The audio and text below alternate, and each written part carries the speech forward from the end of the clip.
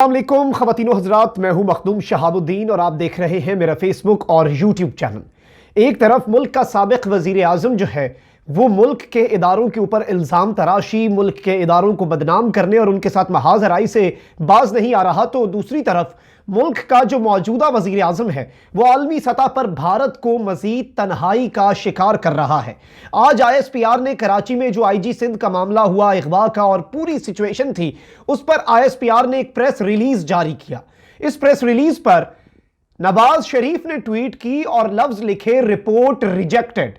ये किस तरफ इशारा था? आसिफ गफूर ने डॉन लीक्स की रिपोर्ट के ऊपर यही बात लिखी थी और ये पूरी ट्वीट का मतन क्या है और इस इकदाम पर अफवाज पाकिस्तान के नवाज शरीफ तो ये कह रहे हैं, बिलावल भुट्टो क्या कह रहे हैं, ये भी आज की इस वीडियो में आपके सामने रखेंगे। लेकिन दूसरी जानिब जो बहुत बड़ी और अहम अपडेट हुई है आलमी सतह पर, वो था SCO summit, Shanghai corporation organisation. इसमें रूस, चाइना, इंडिया, पाकिस्तान और दीगर बड़े अहम ममालिक शरीक थे और मोदी भी इसमें बैठा था। इसमें वजीर आजम पाकिस्तान इमरान खान ने दो टोक मौकफ अपनाया और मोदी को एक्सपोज करके रख दिया। और सबसे दिलचस्प बात यह सामने आई कि मोदी आज इस SCO समिट में तनहा नजर आ रहा था। यह वर्चुअल समिट था। मोदी का जो मौकफ है, मोदी का जो बयानिया है, वो तन्हाई का शिकार था। और इस पूरी सूरत हाल में चीन और रूस बिलखुसूस वजीर आजम पाकिस्तान इमरान खान के हम ख्याल दिखाई दिए। इन सारी चीजों को आज की इस वीडियो में डिस्कस करेंगे, लेकिन उससे पहले अगर अभी तक आपने चैनल को सब्सक्राइब नहीं किया तो सब्सक्राइब भी कर लें और घंटी के निशान को भी दबा दें ताकि आने वाली तमाम तर वीडियोस आप तक पहुंचती रहें और इसी तरह हक और सच पे मबनी मुस्तनद खबरें, क्रेडिबल खबरें आप तक हम पहुंचाते रहें बेबाक तज्जियों के साथ। ख़वातीनो हज़रात, पहले बात हो जाए नवाज शरीफ की। नवाज शरीफ के फौज के साथ ताल्लुकात आपके सामने हैं। इनके दौर में डॉन लीक्स हुई। डॉन लीक्स के ऊपर इन्होंने एक इंक्वायरी रिपोर्ट पब्लिश की बाद में, जिसमें कुर्बानी का बकरा बनाया गया और पूरी वो सूरत हाल पूरी कौम के सामने थी। उसके ऊपर उस वक्त के DG ISPR major general Asif Ghafoor ने एक ट्वीट किया था। वो ट्वीट बड़ा अहम था जिसे बाद में उन्होंने डिलीट भी कर दिया। वो ट्वीट था, रिपोर्ट इज रिजेक्टेड। क्योंकि नून लीग इस तरह की रिपोर्टें बनाने की बड़ी माहिर है। ये या तो रिपोर्ट पब्लिक नहीं करते या फिर ये 2 नंबर और जाली रिपोर्टें सामने ले आते हैं। डॉन लीक्स पे इन्होंने जो इंक्वायरी की उसकी रिपोर्ट आपके सामने है। इन्होंने किस तरह से मक्खन पर से बाल की तरह अपने लोगों को बचा लिया और पूरी सूरत हाल को अपनी तरफ से इन्होंने डिफ्यूज कर दिया, जबकि हकीकत ये नहीं थी और यही असल वजह थी फौज में और उस वक्त की हुकूमत यानी कि नवाज शरीफ की हुकूमत में इख्तलाफ की और खलीज पैदा करने की। और ऊपर से इस रिपोर्ट ने जलती पर तेल का काम किया था, जिस पर आसिफ गफूर ने यह ट्वीट किया, रिपोर्ट इज रिजेक्टेड। बाद में अलबत्ता अफवाज पाकिस्तान ने यह समझा और इस बात को अंदाजा करते हुए, इसका इदराक करते हुए कि हमें इस तरह से ज्यादा मुल्क के मफाद में हम ये ट्वीट डिलीट करते हैं क्योंकि हुकूमत है और हुकूमत ने यह बात कही है, तो हम बतौर इदारा हम इसमें अब पार्टी नहीं बनेंगे। तो वो ट्वीट जो थी वो डिलीट कर दी गई। आज नवाज शरीफ ने वो चुन चुन के अपने बदले निकाले हैं और अपनी जो पूरी सूरत हाल थी, अपनी सिचुएशन को इस सिचुएशन के साथ इक्वल करने की कोशिश की है। यानी कि जो चोटें इन्हें लगी थी, जो इनके जख्म थे, उनका जख्मों का ये बदला लेना चाह रहे हैं नवाज शरीफ साहब। आज इन्होंने ISPR ने जो IG सिंध के मामले पे पूरा एक जारी किया प्रेस रिलीज और बताया और पाकिस्तान की अफवाज ने एक तारीख रकम कर दी। उन्होंने कहा कि पहली बात, इस पूरी रिपोर्ट के अंदर IG जो सिंध है वो अगवा का बात नहीं की गई। अलबत्ता ये नून लीग वाले और मुल्क दुश्मन अनासिर कह रहे हैं कि फौज ने तस्लीम कर लिया, ये कन्फेशन है, ये स्टेटमेंट है, ये एतराफ जुर्म है, ये एतराफ गुनाह है। इस तरह की कोई बात उसमें नहीं लिखी। उसमें लिखा है कि प्रोएक्टिवली, ज्यादा जल्दबाजी में कुछ अफसरान ने मुल्क के मफाद में अवाम के प्रेशर को देखते हुए कोई कार्रवाई की जो कि अपनी दानिस्त में ठीक थी, जिसने दोनों इदारों के दरमियान कंफ्यूजन क्रिएट की। और इस कंफ्यूजन की बुनियाद पर हम अपने अफसरान के खिलाफ, मैं बार बार रिपीट कर रहा हूं, अफसरान के खिलाफ कार्रवाई कर चुके हैं, अफसरान को तब्दील कर रहे हैं और उन्हें उनके ओहदों से हटा के उन्हें GHQ में उनके खिलाफ तमाम तर कार्रवाई होगी। यह मिसाल आज तक मिलती है। मॉडल टाउन की रिपोर्ट ये लोग सामने नहीं ला सके, एक IG सिंध के झूठे अगवा की रिपोर्ट आर्मी चीफ सामने ले आए। ये लोगों के खून नाहक की रिपोर्ट तो आज तक सामने नहीं ला सके क्योंकि इनका अपना दामन साफ नहीं है, इनकी पार्टी के अंदर, इनकी हुकूमत के अंदर डिसिप्लिन नहीं है और ये मुकाबला करने चलते हैं अफवाज पाकिस्तान से। अब नवाज शरीफ ने ट्वीट किया क्या है? ये ट्वीट बड़ा अहम है और इसने नवाज शरीफ साहब ने अपनी पूरी जो बदले हैं वो निकाले हैं। कहते हैं, inquiry report on Karachi incident is a cover up. And it is a scapegoating juniors, यानी उन्हें कुर्बानी का बकरा, बलि का बकरा जो होता है, स्केप गोट जिसे आप कहते हैं, ये जूनियर अफसरान को स्केप गोट बनाने की कोशिश है ये report, and shielding the real culprits, असल गुनाहगारों को बचाने की कोशिश है। रिपोर्ट रिजेक्टेड, रिजेक्टेड इन्होंने इन्वर्टेड कॉमर्स में लिखा है, यानी रिजेक्टेड के ऊपर इन्होंने बड़ी वो स्ट्रेस दिया है। इसका तर्जुमा मैं आपको करके सुना देता हूं। कहते हैं कि कराची वाकये की रिपोर्ट असल हकाइक पर पर्दा डालने की नाकाम कोशिश है। खुद को बचाने के लिए जूनियर अफसरान को कुर्बान करने की यह रविश काबिल मजम्मत है। रिपोर्ट रिजेक्टेड, यह नवाज शरीफ का कहना है। यह इन्होंने रिपोर्ट रिजेक्टेड के लफ्ज के ऊपर इसे बार बार हाईलाइट करके लिखा, क्योंकि यह बदला लेना चाह रहे थे आसिफ गफूर से, और उस वक्त जो इनकी डॉन लीक्स की रिपोर्ट रिजेक्ट हुई। अलबत्ता नवाज शरीफ साहब तो यह कह रहे हैं, बिलावल भुट्टो क्या कह रहे हैं, यह बड़ा अहम है, और यह बताता है कि इन दोनों का मौकफ इस वक्त सेम नहीं है। पीडीएम कोई चीज नहीं है, there is nothing such as PDM, Pakistan Democratic Movement. उसके इजलास के अंदर ये लोग इकट्ठे हो जाएं, इनका मौकफ अलग है, ये अलग अलग पार्टियां। नवाज शरीफ का बयान आपने सुन लिया, अब जरा मैं आपको बिलावल भुट्टो का बयान सुनाता हूं। बिलावल भुट्टो कहते हैं कि कराची वाकये पर आर्मी चीफ के एक्शन का खैर मकदम करते हैं। यह बहुत बड़ी स्टेटमेंट है बिलावल भुट्टो जरदारी की तरफ से। अब नवाज शरीफ यह कह रहे हैं कि मैं रिजेक्ट कर रहा हूं, बिलावल भुट्टो खैर मकदम कर रहे हैं, यह बड़ी अहम बात है। लेकिन इस पूरी सूरत हाल के अंदर इस ट्वीट के अंदर भी धमकी है। इस ट्वीट के अंदर अब यह है कि हमने कार्रवाई कर दी अपने फौजियों के खिलाफ, अपने अफसरान के खिलाफ, आईएसआई और रेंजर्स के अफसरान के खिलाफ। अब जरा उनके खिलाफ भी कार्रवाई हो करके दिखाएं जिन्होंने मज़ार कायद की बेहुरमती की।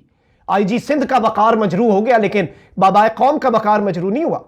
उसके ऊपर अब देखते हैं कि ये कितने पानी में और कितने ये लोग डिसिप्लिन्ड हैं। पाक फौज ने तो हक अदा कर दिया डिसिप्लिन्ड फौज और डिसिप्लिन्ड इदारा होने का, लेकिन सवाल ये पैदा होता है कि आगे अब ये लोग क्या करेंगे। और ये जो रिपोर्ट रिजेक्टेड की बात है, और इस पूरी सूरत हाल के अलावा ये देखें कि एक तरफ ऑन वन हैंड मुल्क का एक साबिक वजीर आजम मुल्क के राज पूरी दुनिया को बता रहा है, मुल्क मुखालिफ एजेंडे पे अमल पै रहा है, इदारों के साथ महाजराई कर रहा है, मुल्क का मौजूदा वजीर आजम आलमी सतह पर भारत को एक्सपोज कर रहा है। और आज एससीओ समिट में वजीर आजम इमरान खान ने वो किया है भारत के साथ। भारत को आज अपनी तन्हाई का एहसास हुआ है। ये हमें आइसोलेट करने चले थे, आज इन्हें पता चला है कि आइसोलेशन होती क्या है। मोदी पहली बार आज एससीओ समिट में आलमी सतह पर सरबराहाने मुमलिकत में खुद को अकेला महसूस कर रहा था, क्योंकि सदर शी जो है और व्लादिमीर पुतिन जो है वो इमरान खान के ख्यालात के साथ उनके ख्यालात मिल रहे थे, और ये तीनों ऐसे लग रहा था कि ये एक पेज पे हैं। इमरान खान ने कहा क्या जिसने मोदी को, मैं कहता हूं कि कमाल कर दिया इमरान खान ने, और मोदी को इस तरह से इनडायरेक्ट और डायरेक्ट मोदी पे अटैक्स किए। उस वक्त मोदी के एक्सप्रेशंस भी देखने वाले थे। अफगान अमन अमल में रुकावट डालने वालों पर नजर रखना होगा, ये इमरान खान कह रहे हैं। ये लाइन बड़ी अहम है, और इस पूरे टॉपिक को जो इमरान खान ने कवर किया ये बड़ा इंपॉर्टेंट था। इमरान खान कह रहे थे कि इस रुकावट डालने वाले कौन है? पाकिस्तान भी नहीं है, अफगानिस्तान के लोग भी नहीं है, अमेरिका भी नहीं है। कौन है? किसकी तरफ इशारा है कि कौन अफगान अमन अमल को रोकना चाह रहा है, कौन पेशावर में दहशतगर्दी करवा रहा है, कौन काबुल में दहशतगर्दी करवा रहा है। हमने एक पिछली वीडियो भी बनाई थी जब काबुल में वाकया हुआ था कि ये इसके पीछे भारत है। पाकिस्तान जो है उसके अंदर जो पेशावर मदरसे पे हमला हुआ उसके पीछे भी भारत था, क्योंकि ये अफगान अमन अमल को रोकना चाहते हैं। उसके अंदर इनका कोई स्टेक नहीं है, इनके अरबों डॉलर डूब रहे हैं। इस बात को आज इमरान खान ने इतने बड़े फोरम पे एक्सपोज कर दिया है। साथ ही उन्होंने बताया है, बड़ी अच्छी बात कही, और मुसलमानों के लिए उन्होंने ये बड़ी अच्छी बात कही। इमरान खान ने कहा कि मुल्क या मजहब को दहशतगर्दी से जोड़ना सही नहीं है। किसी भी मुल्क को या मजहब को दहशतगर्द कहना ठीक नहीं हो सकता। भारत को भी it same applies for India. उन्होंने कहा कि भारत, उनके कहने का मकसद है भारत का वजीर आजम दहशतगर्द है। अवाम को हम जारी बात है दहशतगर्द नहीं कह सकते। ममालिक में कशीदगी को कम करने के लिए पुरअमन तरीका अपनाना होगा। बाज ममालिक, अब भारत के ऊपर जो ये दूसरा अटैक इमरान खान ने किया, बाज ममालिक सियासी फायदे के लिए दहशतगर्दी का इल्जाम लगाते हैं। मजहब के नाम पर नफरत फैलाने को गैर कानूनी करार दिया जाए। नरेंद्र मोदी जो कर रहा है उसके ऊपर इमरान खान ने बात की, और इमरान खान ने कहा कि नरेंद्र मोदी जो नफरत के नाम पर और मुल्क में दूसरे सियासी फायदों के लिए दहशतगर्दियों का इल्जाम लगाता है और मुल्क में मजहब के नाम पर नफरत फैला रहा है, इसे इंटरनेशनली रिकग्नाइज किया जाए और इसे इलीगल करार दिया जाए। ये गलत है। मजहब के नाम पर ये जो सियासत कर रहे हैं नरेंद्र मोदी, ये गलत है। नाम लिए बगैर सबकी नजरें नरेंद्र मोदी पे थीं, क्योंकि ये करता कौन है पूरी दुनिया जानती है कि ये सब कुछ नरेंद्र मोदी करता है। इसके अलावा वजीर आजम ने पाकिस्तान की कामयाबियां गिनवाई, पाकिस्तान के विजन को बताया सारी दुनिया के सामने, और बताया कि पाकिस्तान ने स्मार्ट लॉकडाउन के जरिए अवाम को भूख से बचाया।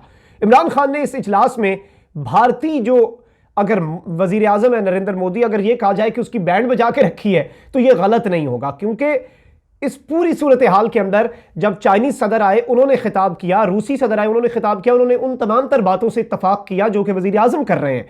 और बैनुल-अक़वामी इशूज़ पर गहरी नज़र रखने वाले जो अराकीन हैं उन्होंने इमरान खान की बड़ी तारीफ हो रही है कि आज उनके मुताबिक इमरान खान ने SCO का मेला भी लूट लिया है। अक़वाम मुत्तहिदा का मेला ये 2 मरतबा लूट चुके हैं, आज ये SCO का मेला भी लूट चुके हैं। और साथ साथ इमरान खान ने एक और बड़ी अहम बात की, इमरान खान ने चीन से दोस्ती का हक भी अदा किया है आज, और चीन ने भी बाद में जवाब में पाकिस्तान से अपनी दोस्ती का हक अदा किया, और ये भारत के लिए बड़ा उसके लिए ये तकलीफ दे लम्हा था। इमरान खान ने यह बात कही है कि पाकिस्तान और चीन कोरोना वैक्सीन की तैयारी में मुश्तरका कोशिशें कर रहे हैं।